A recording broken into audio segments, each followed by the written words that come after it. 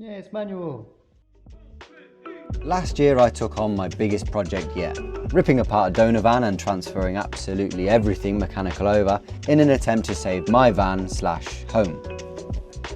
For anyone new here who doesn't know my past, my van once upon a time was an ambulance. So from the word go, she's had a hard life. Fast forward a fair few years to my tenure and oh how the abuse continued.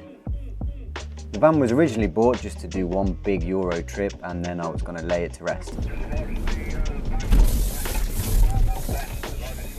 It's our burst of f***ing tyre.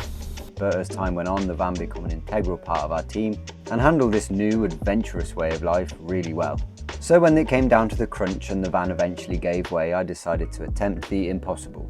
That's the words of trained mechanics and Mercedes anyway. And transplant all of the internals of my van. The process took 4 months in total and oh how there were ups and downs. Living in this thing full time really ramped the pressure up on this one. If I didn't get it done, I wouldn't be going anywhere and living in the back of an industrial unit like some kind of small ginger troll for the rest of my days. After a lot of work, headaches and setbacks, oh and finding a ton of rust that also needs to be dealt with, we got there. The van was put back together and given a fresh MOT or vehicle inspection for the non-UK viewers. Directly after all of that, with barely any running time or fault finding, she was tasked with a 1,000-mile trip from the UK to Portugal with a massive workshop trailer on the back. Quite the test run.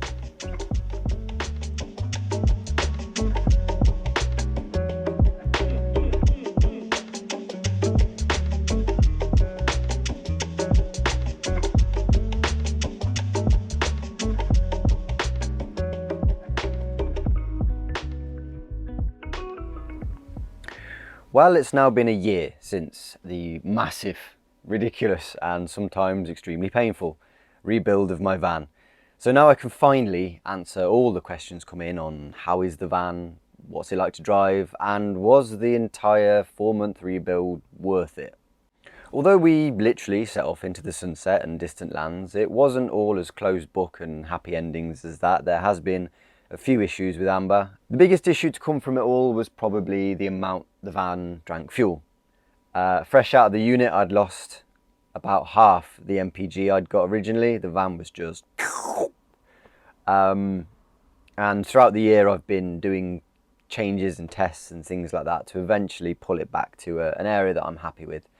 That included a course of diesel injector cleaner. I didn't want to take them out because that is an absolute nightmare to do and very expensive, so clean first.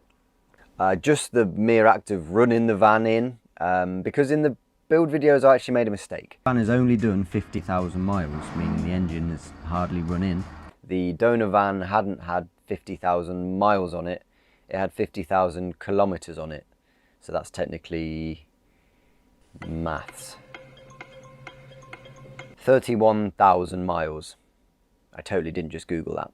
So yeah, basically the van hadn't really been running from factory and it was a grit truck. So I think a lot of its time was spent sat on idle, keeping the cab warm for the crew, pootling around at slow speeds, gritting, and then it sat in a shed for most of the year waiting for next winter. So yeah, just from the mere act of driving the van, putting the injector cleaner through it and just running it in, after about 2,000–3,000 miles, you just felt the whole thing limber back up and it was a noticeable difference. Next was to put bigger wheels on. I kept hold of the donor van's 16-inch wheels because, well, if you know anything about old Sprinters, 16-inch wheels are almost unheard of. So yeah, kept hold of them, got them sandblasted, stuck them on because the van was revving a little high and putting the bigger wheels on essentially sized everything up.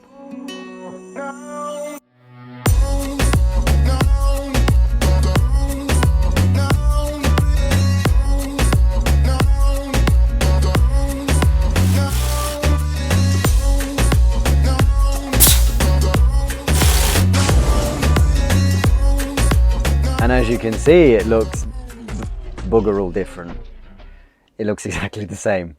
But when you step away from the van, you can see it's made quite a difference to the ride height. A much needed addition, to be honest. My theory was to this that the entire electrical system, the speedo, the tacho, the wheel speed sensors, they're all programmed for 16-inch wheels. And by running it on now 15-inch wheels, it was just throwing everything off. So put the big wheels on and that did bring the revs down. Still not quite enough though. The next thing that made a surprising difference was air filter. In the big mass of parts flying in and out and everywhere and having double of everything, I thought I'd changed the air filter to a new one, but I hadn't. I actually put the Donovan's air filter in, which, again, grit truck, probably filled with salt and not very good. So eventually realised the error and put a new air filter in, and that was, again, very noticeable. It was like the van was just able to breathe again. So yeah, the gap of the mileage really started to close back up, and it's still not as great as it used to be.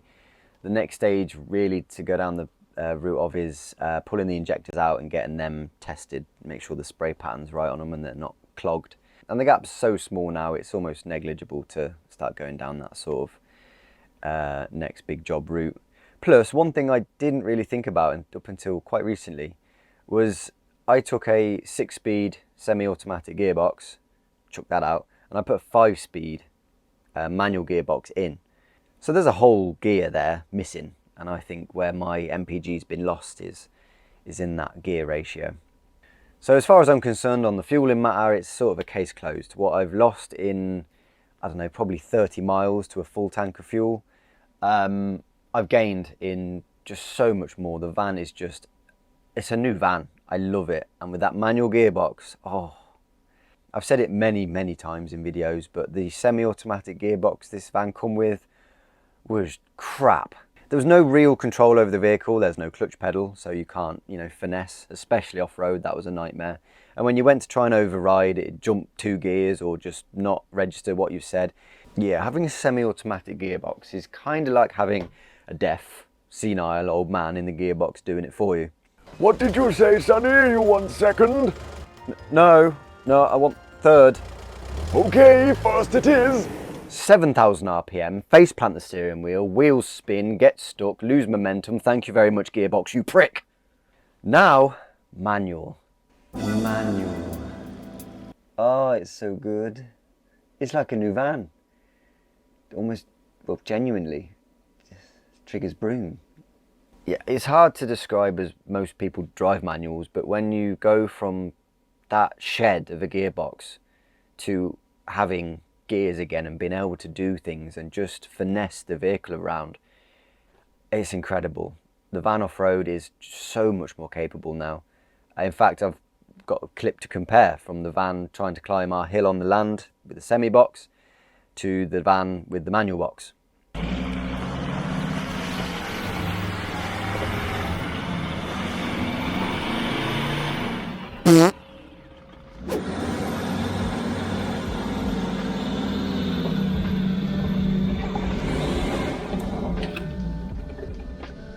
Yeah, having that gearbox is probably the biggest takeaway from the entire project. I mean, there's a few good points. The leaf springs are a game changer, not having them leaky airbags on anymore and waiting 10 minutes every day for the van to pump up. That's a big bonus. Having a nice fresh cab, everything's practically new in there now. You know, it used to be all holes drilled everywhere, nasty, scratched to bits, ex-ambulance dashboard, and now it's fresh. Obviously the engine's nice to have a low mileage engine again, and the fact I know my van is solid and it's not rusting away and snapping in half. It was all worth it, but the main one for me is that gearbox. It really is just a new van. It's incredible. But it hasn't all been amazing. Other than the fueling, there was a few other problems. There was some rattles. Oh, were there some rattles. Everything I touched basically rattled at the start, and I had to go around so many trim panels and refit them and pack things and put things, you know, in different places. The dashboard was horrific, but I mean, considering I've fitted it in the most un-German way possible, just, you know, bit of an elbow there and geared in there. We had the turbo give out. That was just a MAF sensor, sent the van into a weird, oh, don't know what I'm doing, and just, yeah, limped off the motorway. And luckily, because of the donor van, I got a big box of spares and sensors, so a bit of a play around with that, and that was it, back on the road. Returning to the UK for a wedding last year, the gear stick just fell off, just this in my hand. That was interesting, and it happened in the worst possible place on a really busy intersection. Managed to pull off the side of the road, but no gears, so no ability to manoeuvre. Summer sun beating down into the windscreen of the cab, and we just broke down right next to a field full of cattle. So a lovely supply of flies just hoarded into the cab. Just the perfect environment to sort out that sort of situation. I thought, right, get straight underneath, maybe it's just a linkage just popped off the gearbox and back on and we might be away. No, they were fine, so it was inside the dashboard, of course it was. So that was, you know, getting the dashboard all pulled back apart, unplugging all my lovely new switch panel for all the exterior lights. And what it turned out was when I was rebuilding the van, because I did so many all-nighters and silly late working sessions, there's like 2 ledges on the top of the linkage. You push it into the gear stick bit and then you put like a C-clamp over and that locks it onto everything. And in my tiredness, I'd not pushed it in enough and latched it over the wrong ledge. So it'd gone a fair few months and a fair few miles just holding on for dear life, and eventually just all the forces had snapped it. Initially I thought, well, we're done, we're not going to go anywhere. I had to start looking down the routes of, you know, foreign tow trucks, get to a garage, try and get a linkage ordered. The ferry was leaving in 4 hours, so that added to the stress. But yeah, upon second viewing I realised I'd done what I'd done. Pushed it up a little bit further, put the C-clip back over, Bob's your uncle, gears were back. Oh, during all that, Lance decided he'd have a gander and take a better look, headbutted all the cables for the exterior lights and shorted them all out. Dogs. So yeah, that was very much a breakdown of my own doing, and considering how much was done on the van and what state I was in half of doing it, yeah, I wasn't surprised that there was a few niggles. I mean, there's been little silly things. I've had to get the van back in for tracking. There's been a few non-safety critical things that have come loose, we just had to be nipped back up. But apart from those issues, there really hasn't been that much else gone wrong. Silly, niggly things, but all my fault. I've become a lot more confident in the van now and my work, and I've started using it properly again, which is it's been a long time since I've shown you sending this van into places it really shouldn't go. So now I'm going to scoot you over to a clip from a few months back of doing just that. There's another track leading to our land that nobody uses anymore. It's crumbling, overgrown and seemingly impassable, especially by large truck. So late one evening, returning from a supply run as the sun was beginning to set over the mountain, a really stupid time to try this, I came home the other way in and immediately stacked it. Not really. It would have, but with the extra lift from the wheels, I managed to avoid fully face planting my home into the floor. Oh, ignore that. That's just the tow bar. It doesn't count.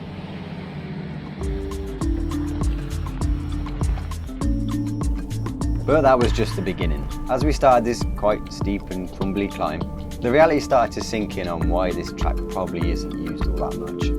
But all joking aside, we need to know that we can get down here. This is technically our fire exit. In the event of a wildfire, we need to know we can get out another way if the main way is blocked. But as we come to the crest and saw what was ahead of us, I was questioning if I was even going to make it home tonight.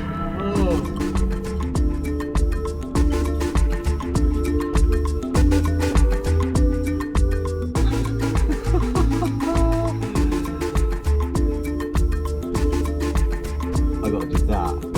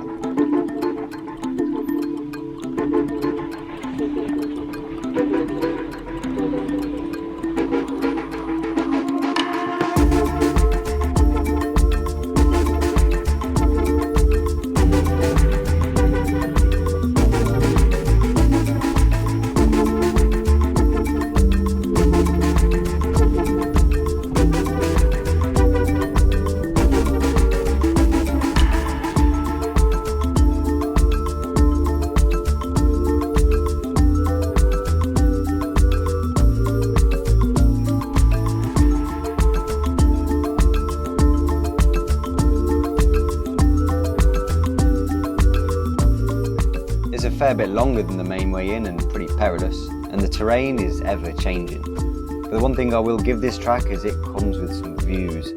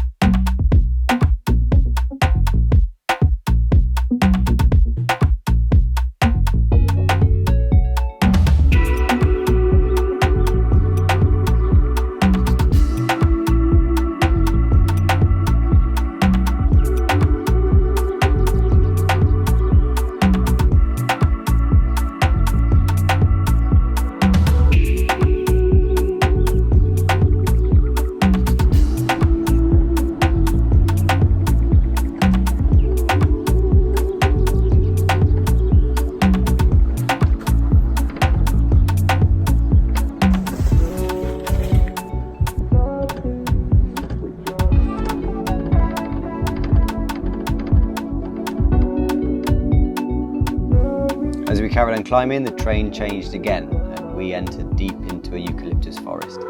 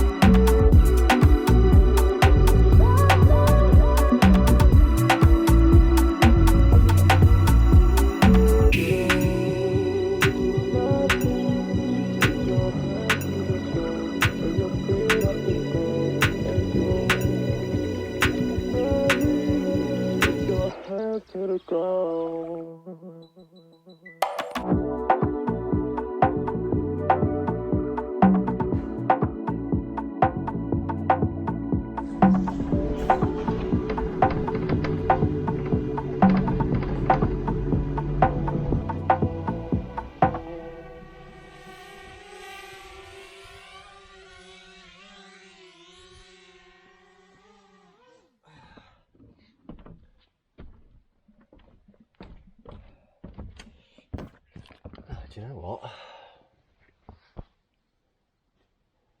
Not a bad view from up in here.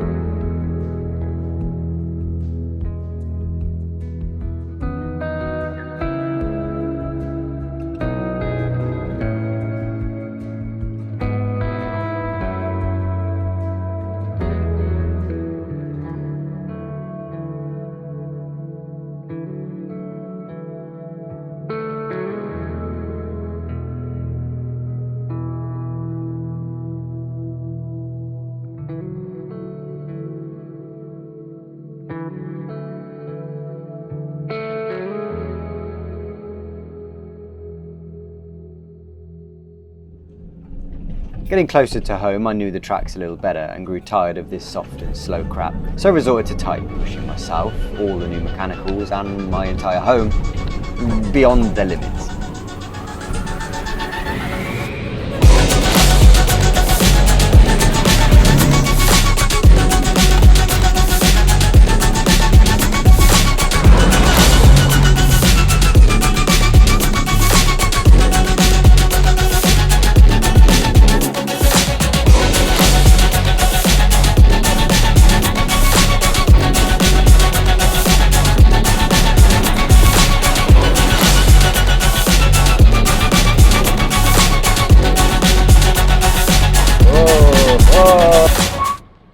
That was until we come to a washed away section of track that could still easily just snap my van in half. So I took that with a little bit more finesse.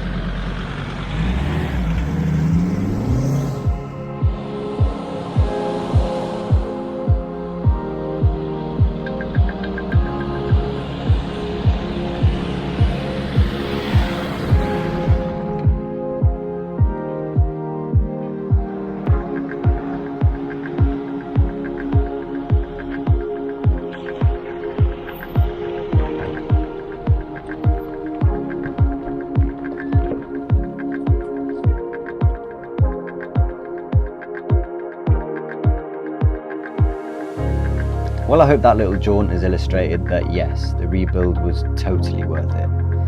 Amber now has a few more years left in her.